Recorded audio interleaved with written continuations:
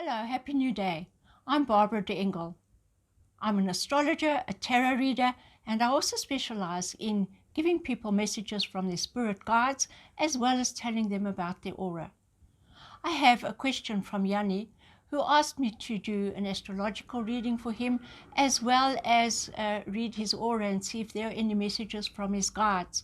So I'm going to start off, first of all, with reading Yanni's aura.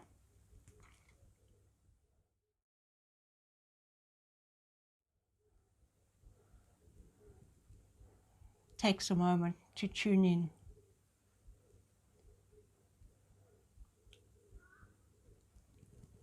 Yanni, when I tune into your aura, there are many swirls of color in your aura. It's almost like you're in a spiral. There are bands of color moving around through your aura, and the colors that I'm seeing are a dark red and a dark green interspersed with yellow, and you almost look like a cross between a Christmas decoration and an Easter egg. The reds and greens are moving around like this, and then there's a layer of brown moving on the outside of your aura. So looking at those colors, I would assume that at this point in time, you're thinking very intensively and dealing with some things that require you to be extremely practical and grounded. But it's not easy because it almost feels like do you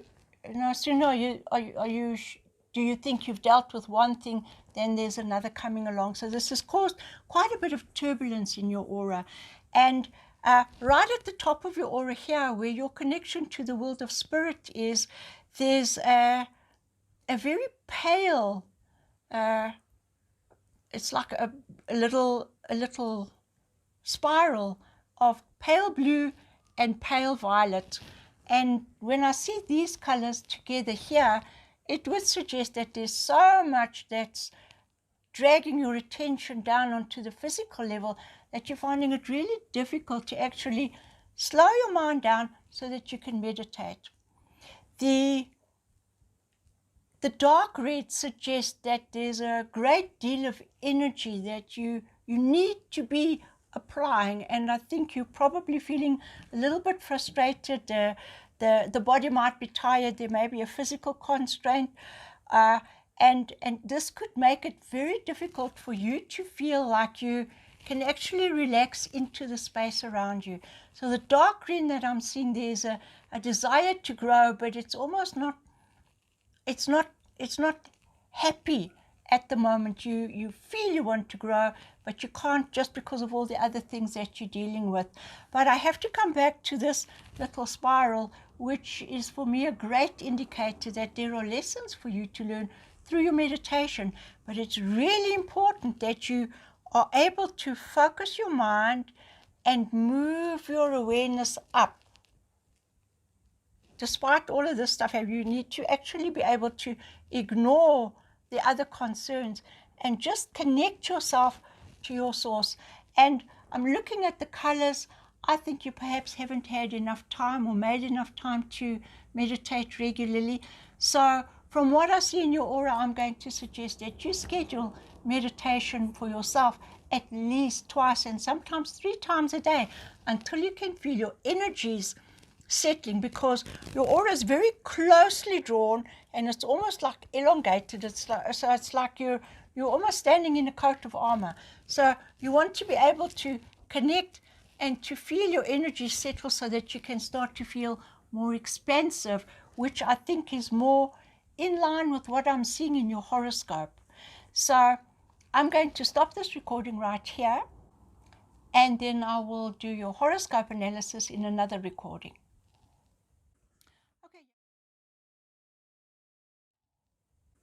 Okay, Yanni, let me have a look at your astrological chart. I've made some notes here. And as you know, you were born when the sun was in the sign of Virgo. But at the time of your birth, the moon was in the sign of Leo. So that gives you a very powerful emotional nature. You're outgoing, you're friendly, you have got a very strong character. This could make you a very good director or executive of some kind, and it also gives you a strong drive to almost take charge wherever you see things need to be sorted out. Now, with the Sun in Virgo, you have a great need to be of service to other people, and with the Moon in Leo, you have a strong sense of knowing how you can actually step in to help people. So you may find yourself in a managerial position.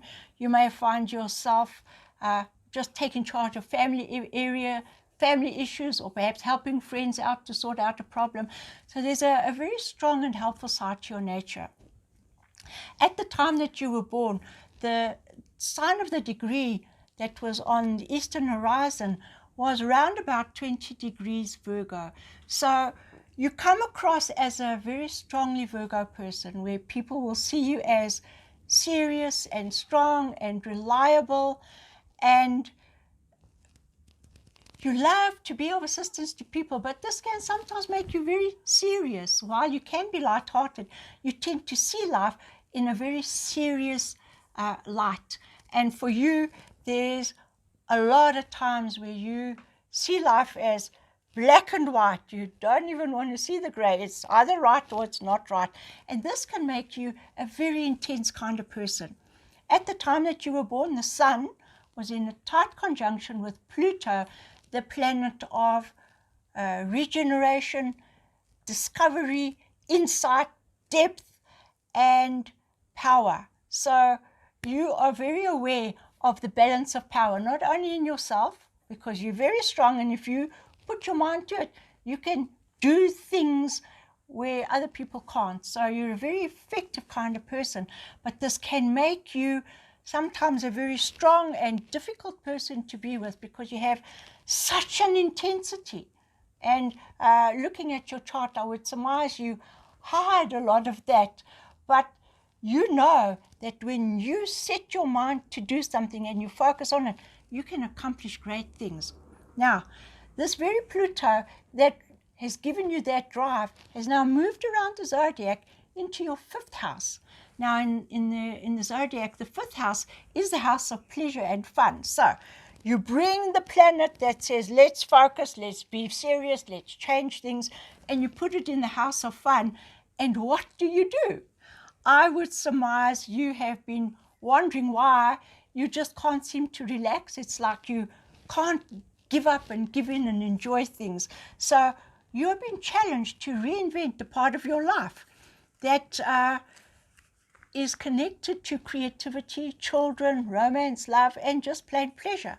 So there's a question to ask yourself, a couple, is what makes your life beautiful, fun, and what brings you pleasure? These are things that you need to look at and try and figure out for yourself, because it's vitally important that you find a way to invest in your own emotional fulfillment.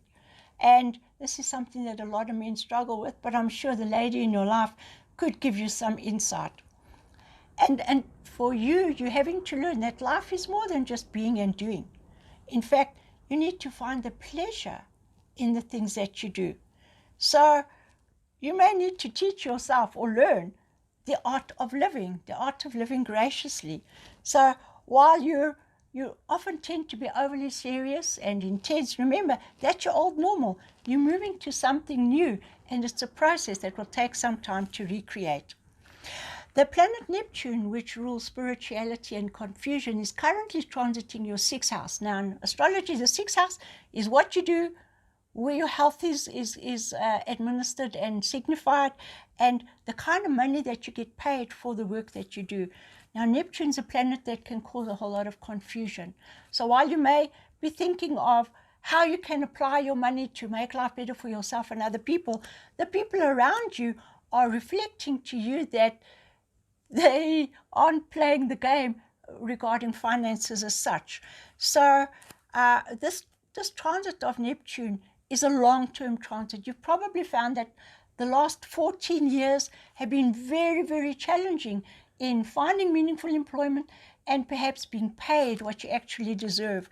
So this is a time for you to relook at what you have to offer and how you sell yourself to the rest of the world. You may also find that your serious approach to life can almost make it feel like nobody really understands who you are or where you are. So you may find that you're called on to give support to other people, and you need to make sure that you take time to look after yourself as well. Then you have the planet Uranus, which rules unexpected change, moving through the sixth house of your shared resources and money that you get from other people. And the flow of this energy is going to be stop-start, forward, backward, happy, not happy, something happening, nothing happening. And it's going to continue like this until March next year. And from then on, the aspect eases up, and you're going to find it a lot easier to deal with the financial issues. But along with all of that comes a great need to manage the health issues properly, because so much stress, and I see the dark red and the dark green in your aura, all tell me that you find stress rather difficult to deal with. And it's very important to understand that you're in a process. This is a long-term thing, and that you maybe need to just step down a little bit. Stop expecting yourself to do perfect things when the world around you is very imperfect, and rather just relax into this process and trust that by the time you get to March, April next year, the energies will have changed and it will be easier for you to see your way ahead. But these are challenging aspects, and many of these particular aspects that are affecting you are affecting everybody. They're what we call generation planets. So everybody during these times is forced to reinvent themselves, to deal with confusion in some area of life, and to find ways and means that they can be more proactive and reinvent who they are and what they have to offer for the world. So I hope this gives you some insight into the very basic and very eye-catching planetary energies that are affecting you. And I'm going to say it'll soon feel easier. So just hang in there, make sure that you do your meditation every day, and just remind yourself to relax and enjoy the life that you have right now. Don't go away. I'll be back in a moment.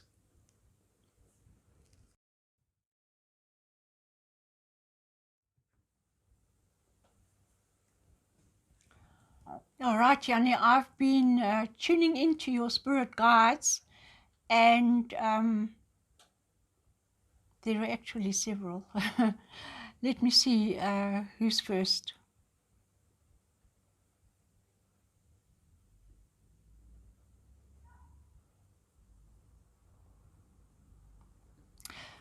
There's a lady that stands to the left of you with very fair hair, almost white hair, but she's not old, as in we see people as old, and she doesn't appear to be anybody that you've ever known in this lifetime. So this is your spiritual guide. She stands with the, oh my word, I don't know if you've ever seen where there's a ceremonial procession and there's somebody that walks in front with a staff or a baton or something, and she's holding on to this baton. And she speaks very much to the part of you that seeks spiritual guidance.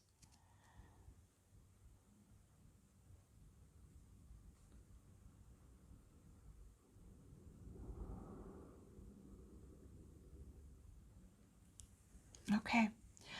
And she stamps this wand, this mace or baton, she stamps it on the ground regularly to remind you that it's very important to earth yourself and connect to the earth. She says, because you would do well to connect to the earth energy, as well as whatever else you're trying to accomplish. Bring yourself onto the earth. It might be a good idea to even just take your shoes off and walk outside, but make the point of connecting to the earth, because the earth is the stable, the unchanging energy that your body draws its energy and strength from. Okay, she moves away.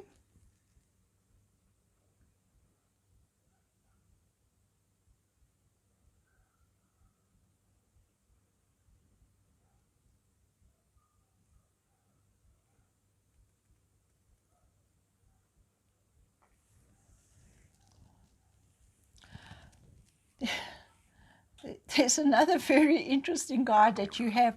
All I can see is his hand coming from behind your head and tapping you here. And it's almost like he's trying to remind you of something that you learned a long time ago that you seem to have forgotten.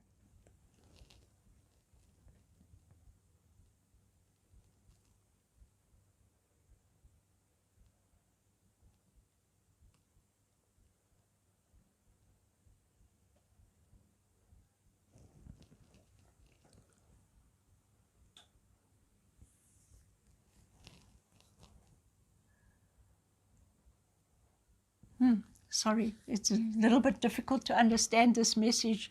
It's almost like he's showing me, you know, when you were a kid and you made butterflies, shadow pictures of butterflies against the wall, you know, in front of a light. And he's saying, he's almost like tuning into your other goddesses. In order to fly with the wings of spirit, you have to remember that you can only fly above the earth, in the earth's atmosphere. When you try really hard to do that out of yourself, when you sit to meditate and allow your spirit to float up like a butterfly, he says that's when he can step in and connect with you. And he says, that's what you've forgotten. I get a strong feeling that you used to be able to do something like this when you were young, and that for some reason or other you may have lost it. And he's asking you that you allow yourself to just release all those preconceptions, all the limiting beliefs and thoughts that were there, and just allow yourself to connect to him. And he stands behind you, so that tells me I'm not allowed to see him and tell you anything about him, but he says you will recognize his presence. Just a tip. It looks like he's quite short because I just see the little hand like that. So I hope that gives you some insight there. And then I have somebody else who stands to the right of you, but at a distance away. And I think this is one of your guys who has been observing you through a period, I'm told, of extreme personal pressure. And that's the pressure that is meant to forge a closer connection between yourself, your lower self, and your higher self. That connection. And he's just watching and observing to see if you are going to make that a part of your future development. And he's not saying you should do it or you shouldn't, it's up to you. But he says that is something that you could begin working on as you start to take your next step forward on the path that leads you to who you should be, to what you should be. And you will understand this because you have been feeling for a long time that there's growth needed, but you haven't understood where. But the messages that come from all three of these guides may give you some clues that you can begin to decipher and start to use for your own personal growth. So I hope this gives you some inspiration and encouragement not to stop working on yourself. Thank you.